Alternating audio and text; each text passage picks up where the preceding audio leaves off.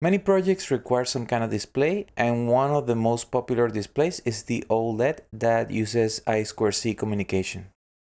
It comes in several sizes and resolutions, but they all work basically the same way. I2C is a very popular protocol for communicating with external devices because it uses only 2 pins, and we can connect many devices using the same 2 pins. The only tricky thing is that we need to know the address of each device so Arduino can communicate with it. In the UNO Learning Shield, the address is written below the display.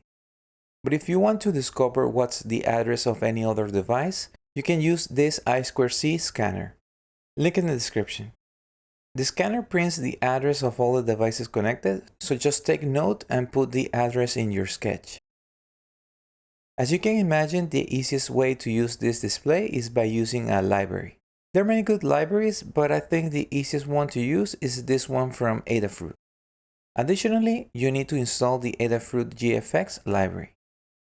Install those libraries and try any of the examples included, or you can use my example so you can follow. The first thing is to add the libraries into the sketch with these lines. Then initiate the display by putting the resolution of your display. Usually it's 128 by 32 or 128 by 64. This one in the UNO Learning Shield is 128 by 32, so we're going to use that one.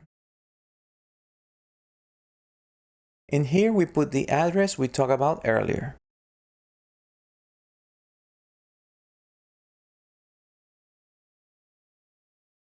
We print on the display several things like text, a rectangle,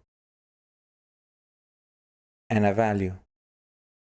The idea is to take my example and modify it as you want, using it as a guide. I put a lot of comments so you know how everything works. There are a lot of other types of displays, but they usually require specific libraries and particular connections. So I suggest searching for tutorials about the display you're interested in.